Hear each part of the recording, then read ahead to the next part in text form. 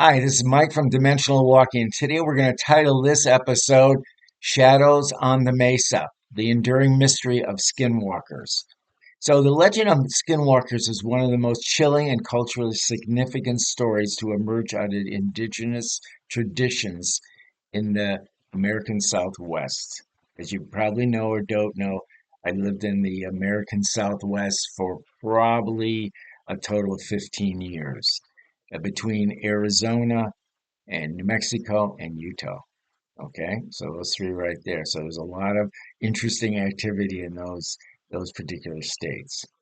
So again, it comes this word skinwalker comes from basically a Navajo tradition, and it's the name in Navajo, and I'm going to try to pronounce it. I probably will goof it up. You can tell me I goofed it up. It's fine.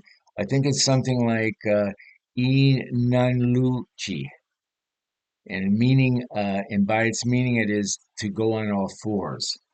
So it actually describes a witch who can shapeshift into animals. Unlike medicine men who use their spiritual knowledge for healing, skinwalkers are seen as antithesis of Navajo values, welding this dark powers for harm. Okay, so according to the Navajo teachings, becoming a skinwalker requires a special initiation or a secret initiation, often involving the most taboo acts imaginable, killing a close family member. This act basically severs the individuals from the moral order of the community, granting them supernatural powers, okay, and abilities.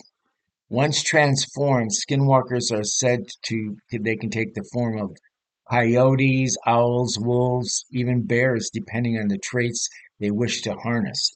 Skinwalker legend has been considered by many kind of a mere tale of monsters. But it does reflect the deep cultural taboos and moral lessons.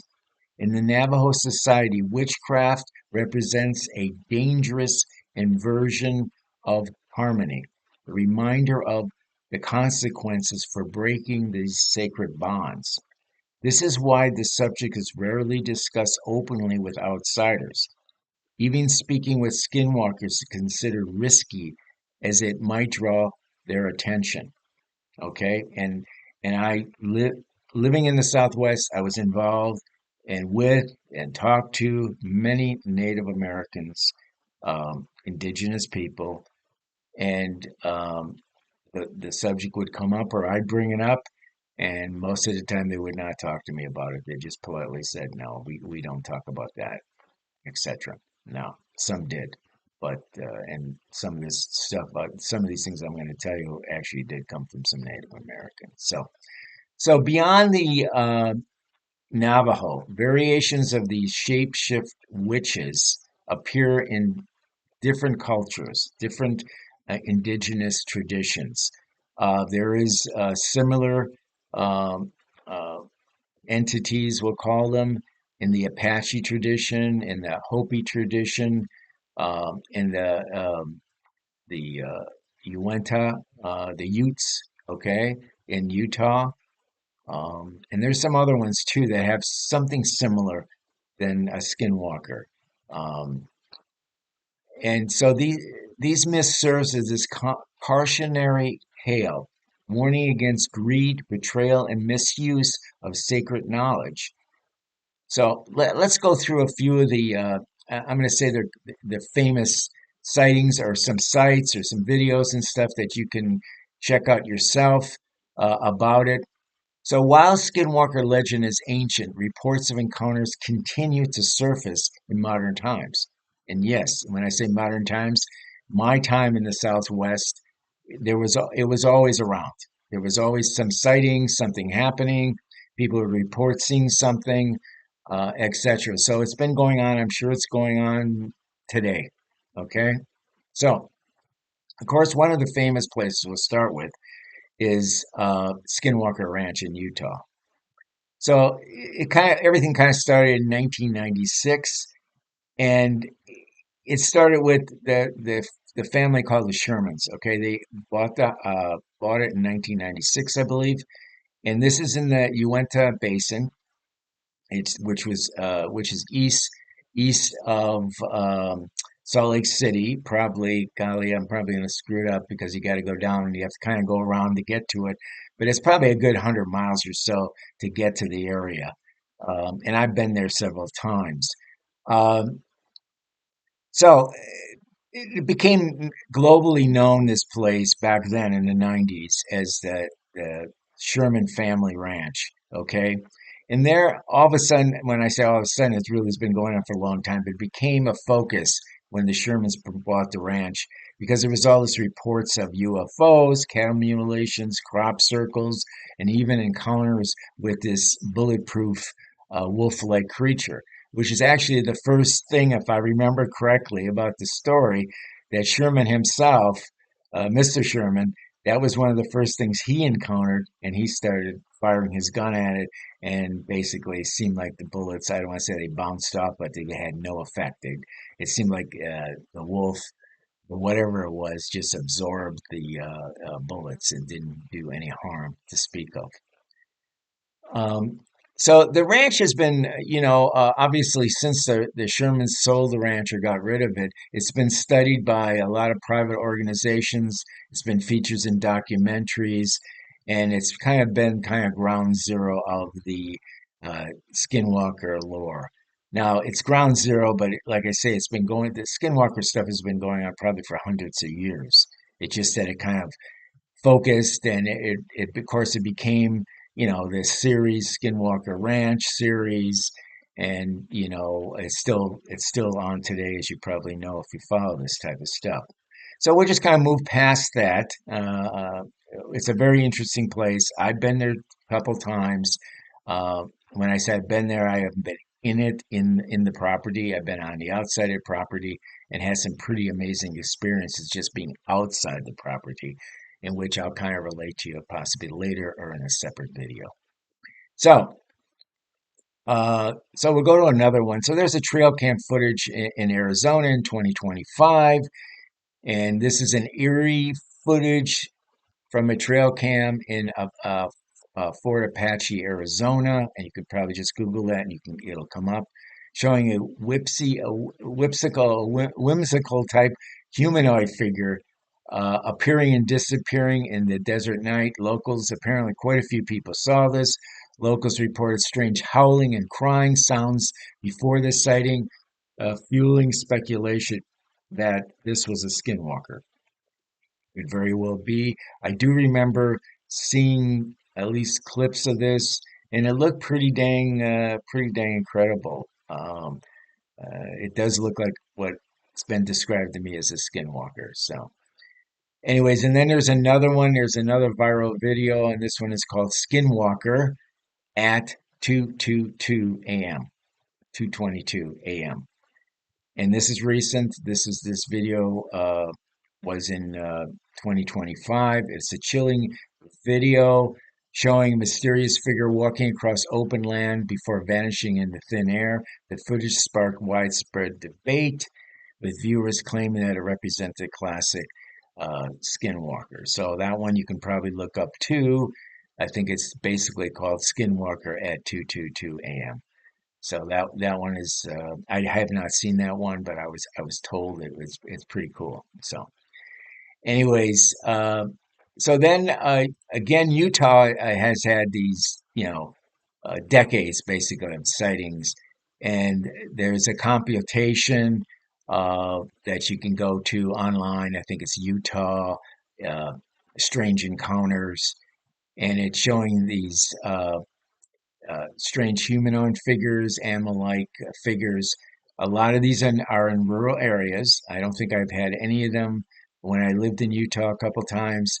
That happened in Salt Lake City or Orem or Ogden or any of those cities. Most of it is away, and most of it is in the eastern part of the state. Uh, but these accounts stretch across generations, kind of reinforcing the uh, the state's reputation as a skinwalker hotspot. So my friend owns a piece of property right next to Skinwalker Ranch. Um, so that kind of gives him some interesting access to a this kind of weird vortex area that is kind of the whole area. It isn't just Skinwalker Ranch; it's actually everything around it, probably including his property.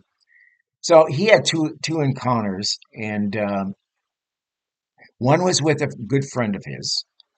Okay, and on that particular one, I think they were driving through close to his, not that far from his property, and they were just driving down the road, nothing crazy going on.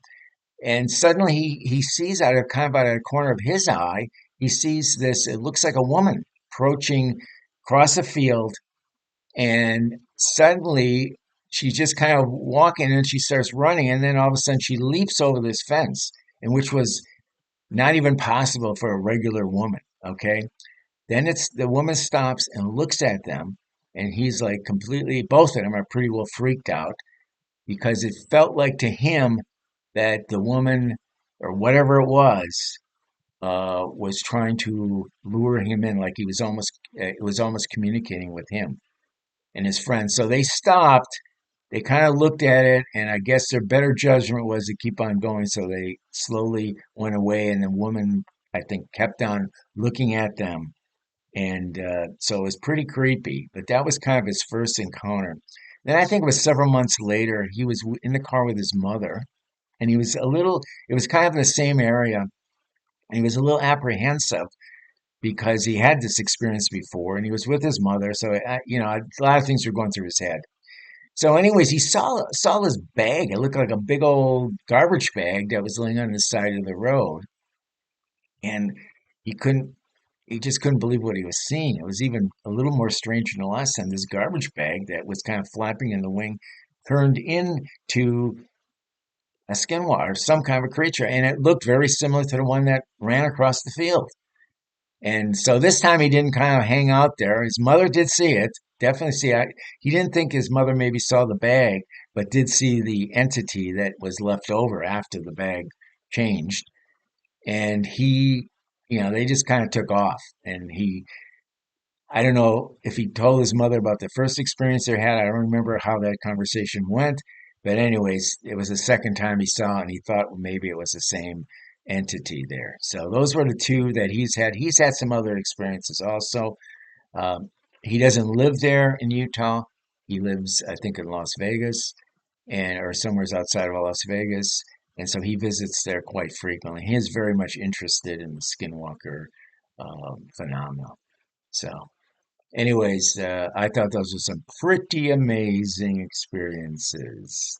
So, anyways, there's another whole compilation. It was something. It was called Compilation of Encounters Across North America 2022. It's a popular, I think it's a podcast. And so it's gathered all these alleged skinwalker sightings ranging from roadside encounters. There you go, roadside encounters with humanoid creatures, terrifying screams in a wilderness.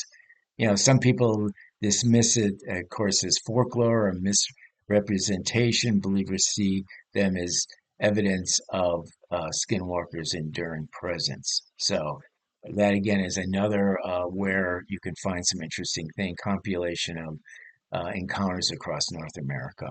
Okay, 2022. So the persistence of skinwalker sightings highlights the intersections of indigenous tradition and modern paranormal culture.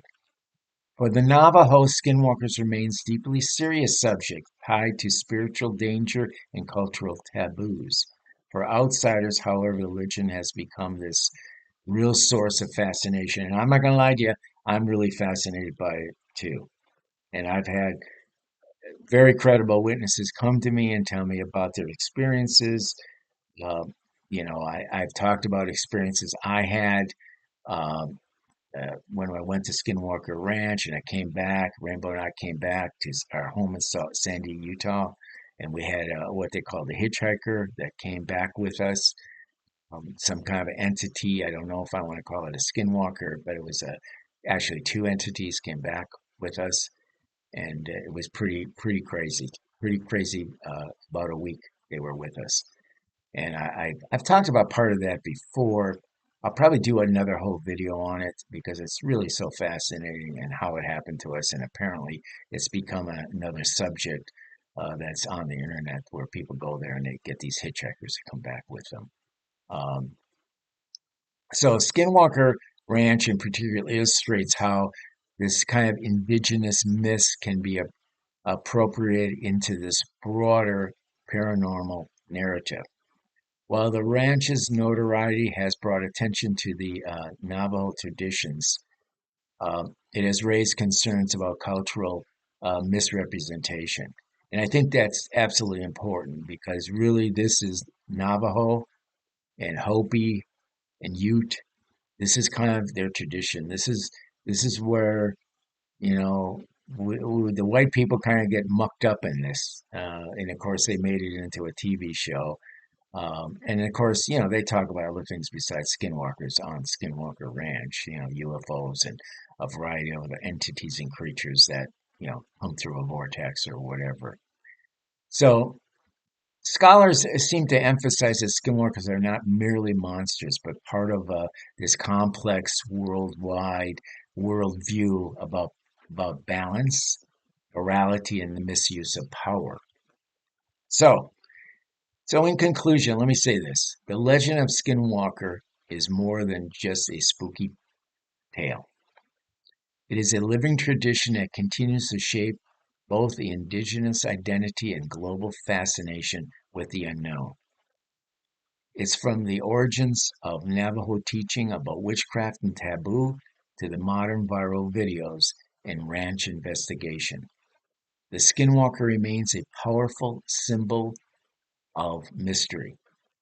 Whether one sees skinwalkers as literal beings or symbolic warnings, their shadow still stretches across the mesas of the Southwest, whispering of dangerous transformation, and it also tells us there is a thin line between human and beast. And I believe strongly that at a certain level, the skinwalkers are real. I have heard at least 2 dozen stories directly from very credible witnesses, most who were Native Americans, indigenous peoples, and, and and many of them asked me, please do not repeat the story, and I haven't. So I have all these stories that I have not repeated and will never repeat because I gave them my word. So, anyways, that's it. See you again next time. We'll see you. Bye bye.